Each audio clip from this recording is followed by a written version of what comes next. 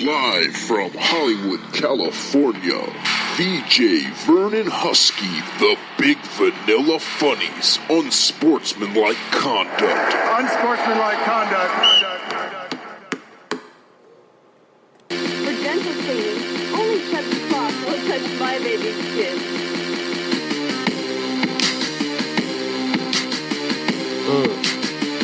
What up? What up? What up? What up? What up? What up? What's going on, everybody, man? Well, thank everybody tuning in live right now. VJ's Unsportsmanlike Conduct. I'm your host, VJ Vernon Husky, the Big Vanilla Funny, the Big Vanilla Shaq, a.k.a. Mr. 8515, the Big Vanilla Color Card, because sometimes the world of sports need to be dealt the color card, and when it does, I am your Vegas Big Vanilla Dealer. Mr. Talk, VA's Talk Talker, the Creamy Kobe, the Blue Out Bark, the Vanilla Shaq. Y'all know all the nicknames like Uncle Airboy said, and next Friday, God damn it, that's enough! Want to welcome everybody live on my YouTube, welcome everybody live on my IG. Great sports talk show for you guys. Outworks, people. It is 2:44 a.m. on the West Coast right now. So it's 5:45 for some of you guys, 15 minutes to 6 for everybody back on the East Coast who's just getting up and getting their day started. Outworks, man. Great episode for you guys today, man. We're going to talk about Cam Newton and the situation with Mr. J. Seth Owens. I believe we should stop calling him the kid. Stop calling him the kid. The kid that got into it with Cam Newton. The kid that got it. He has a name. He's got to own this shit. But I'm also going to probably surprise you guys and tell you guys why this really isn't that kid's fault. I don't want to talk about forgiveness. Oh, we all made mistakes. We were all kids. We were all... That's low-hanging fruit.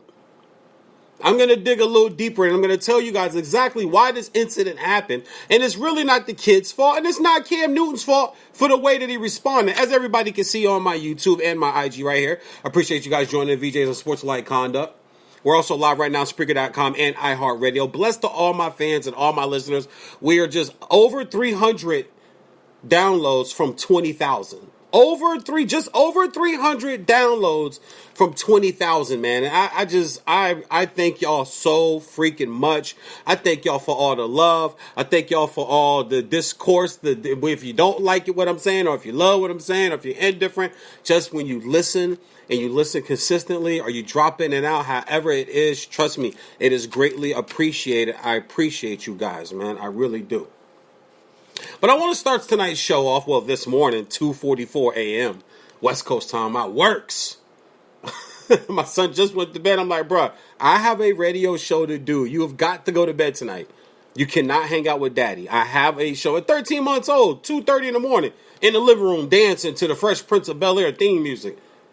I got HBO Max. I'm playing Fresh Prince of Bel-Air thinking he going to fall asleep. He in the living room bouncing and dancing to the theme.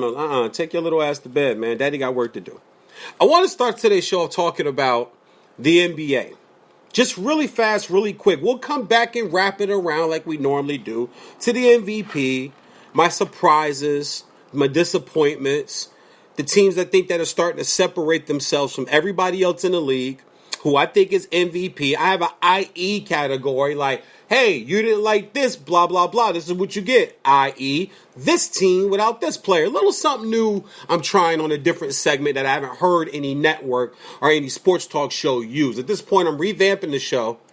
We're doing a lot of different things on the back end right now with production and sound effects and pre-prod and post-prod. We're revamping the show. And I had 20,000. I want to come out with a bang. I want people to really see a different product. Not that we got complacent. We just kept putting the same product out when we was getting numbers. I want to, we got 20,000. I want 50,000 now. And then after that, I need 100 grand downloads. Then after that, I need 250 grand downloads. Then after that, I need 500K. Then after that, I need $1 million. That's how you build in this business and build in this industry. So something we're trying new called IE. And I'll explain all that down the line. But just really quick, I look around the NBA, and everybody that knows me knows how much I've banged on the NBA, how much I've talked about the NBA, how much I actually have to force myself to watch most NBA games. I have to force myself to watch most games, even with superstar talent. I will watch Durant, DMV in the building. I represent. I love everything and anybody that come from the DMV. The bad, the good, the ugly. Steph Curry. Y'all know my comedy side. Y'all know I do the vanilla thing and the light-skinned bras and this. He a vanilla bruh. He balling right now. We ain't had a vanilla bruh ball in the NBA in a while, like a vanilla bruh. Everybody been chocolate. Everybody been chocolate. Vanilla bros. I mean, we ain't had a vanilla bruh. Closest we had was Barkley. Light-skinned dudes is like Doug Christie. We can't ride with Doug Christie. We can't ride with John Starks. And I love Starks. I love Starks because Starks wasn't no sucker. Starks wasn't no punk. Jordan used to get in his ass. Jordan used to give him business, work, all capital letters. You know what I'm saying? Like, work with 3 O's. He used to give him. But Johnny Starks ain't never backed down, but he was kind of a vanilla, bro. Had the little S-curl box. Back in the 90s, you know, you had Kenny Skywalker. He had the light-skinned man, tight skin fade box, but he had a rat tail. You know, damn, dog, like you fit what exactly what they say about us and how they view us. You guys are picture perfect. So we ain't had a vanilla bro in a minute. You know, Van Fleet is balling vanilla bro, but we got Clay now. Mama call him Clay. I'ma call him Clay. And we got Steph, so I'll watch Steph. I'll watch the Warriors. Even this team right now where Looney's out and hurt. Wiseman, number 2 overall pick out of Kentucky. So good. Only played like 3 or 4 games. Excuse me, from Memphis. Only played like 3 or 4 games. Left school. 2nd overall pick and was balling. Fits right into what they do. Why? Because he plays with a great point guard. Steph's not a shooter, guys. He's a great point guard. Listen, I love Zeke. I love Isaiah. Isaiah's my point guard. Isaiah's my guy. Magic's the man. This guy could finish probably past both of them. Magic's got the 5 rings. He's already got 3, so we would need 2 to be in that conversation because I think that's how we do basketball, right?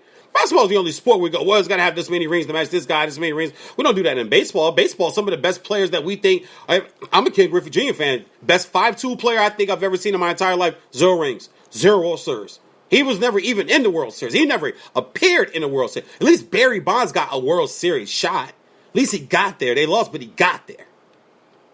But still, you would have to really argue me down when I tell you that Ken Griffey Jr. is the best all-around 5-tool player in the history of baseball. Period. I know your OGs are gonna love your Aarons and your Bob Gibsons and your Satchel Pages from the Negro Leagues. A lot of Negro League players, Jackie Robinson, and then I understand like the older good old boys club. They're gonna love your Mickey Mantles and your Babe Ruths and your Roger Maris and those guys. Come on, man, Ken Griffey Jr. didn't take the juice. Played in this era where everybody was juicing. Played with the high mound, the low mound, the cork bats, the loaded bats, the light ball, the loaded ball. Played through everything. And it's still, like, if it weren't for the injuries, and he didn't take the juice to get healthy, if it weren't for the injuries, he would clearly be the greatest baseball player ever. But clearly. But in basketball, you got to have the rings. That's just the way we do it. I know Bill Russell's got more than Jordan, but we all know Bill Russell was not better than Michael Jordan. You played in the team in the time, no disrespect to Bill Russell, but you did play at a time, sir. See, respect is still there. Sir, there's only 8 teams in the league. 10 teams, 12 teams in the league. Travel what it was. Yes, he makes my all-time top 10 list, which I have a show coming up, and I might give you guys a little taste tonight. I wrote down 2 top 10s that I don't think is done enough. And once top 10 team players, team athletes of all time, not golf, not NASCAR, not tennis, not individual, not Olympics, not individual, team athletes of all time. And then I did a top 10 list of most overrated pro athletes of all time. And that one I included tennis, NASCAR, and golf into that list. But Bill Russell makes my team list, top 10 all-time team player list, of course.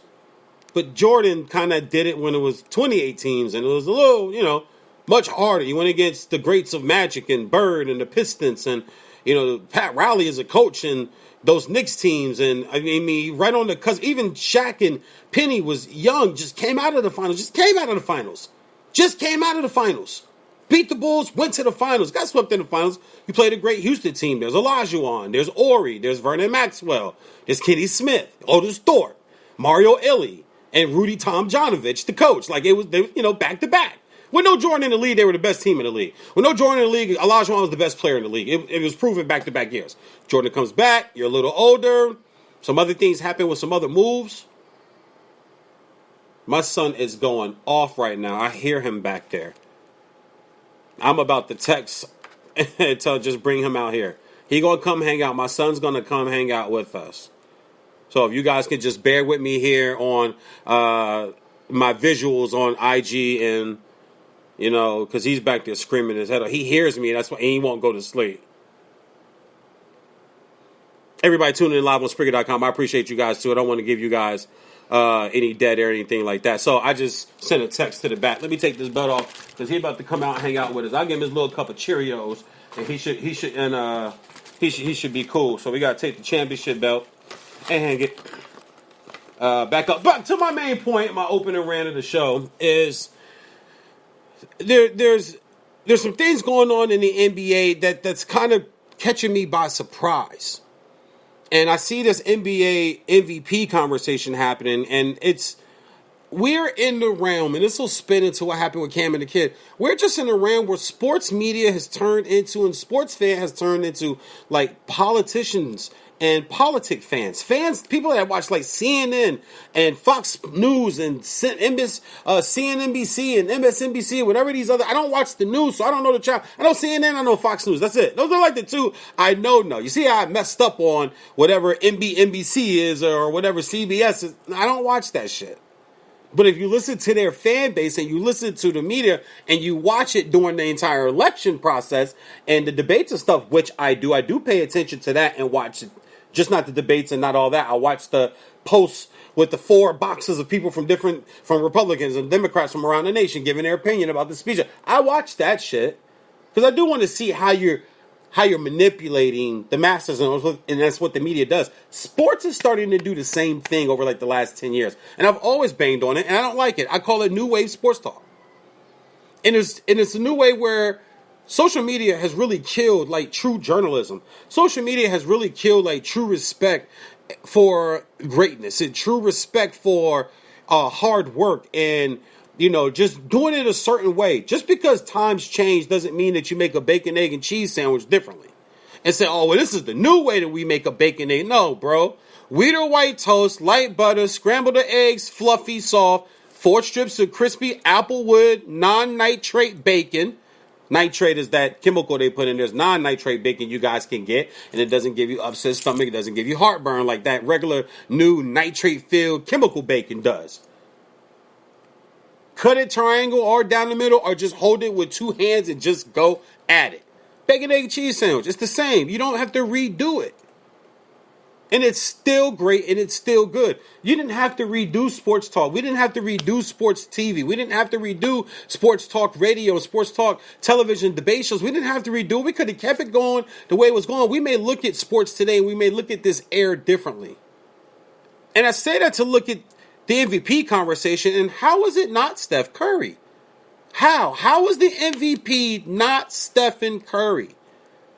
He's got his team over 500. I know they're 16-13, but they probably should be 16-13. He plays with Draymond Green, who a lot of people talk shit about and say, well, if he was on another team, he couldn't be a superstar. Okay, fine. You can have that point. But being that he plays with Steph, then you have to still carry that same mantra as, shit, he ain't that good. He's a great utility guy. But Steph still has to carry with no Klay Thompson last year, no Klay Thompson this year. He's already basically lost 2 seasons to his career from the foot surgery and then the hand surgery and the thumb surgery and COVID last year.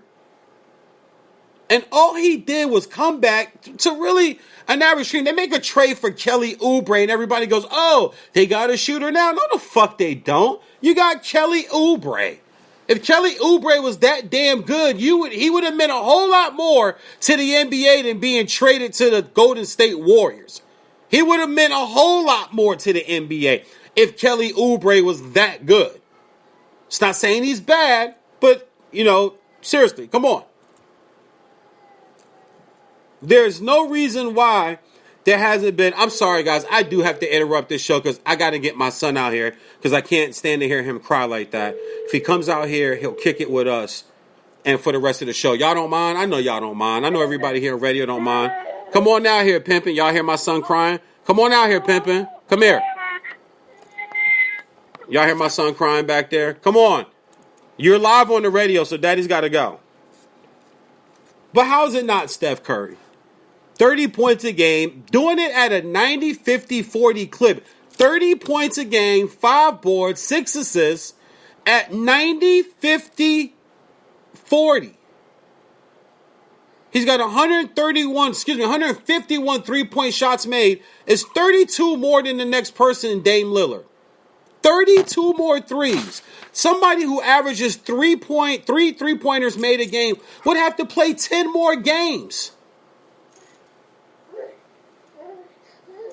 Would have to play 10 more games to even match. Come on, buddy. Come on, buddy. Come here. Come here. Come here. Come here. Come here. Walk him over here. I don't have the bottoms on. You're not going to be on camera. Why would I tell you? Oh, my God. Like, I'm live on air. I know, because he's in the room.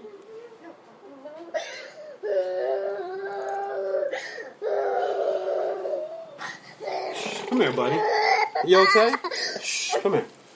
Come here. Come here. Come here. Come here. Come here. It's okay. It's okay. It's okay. I'm sorry, guys. You guys are going to have to really excuse me live on Spreaker.com and iHeartRadio, but, you know, it's a daddy thing right now. He's not going to go to sleep because he hears my voice. You okay?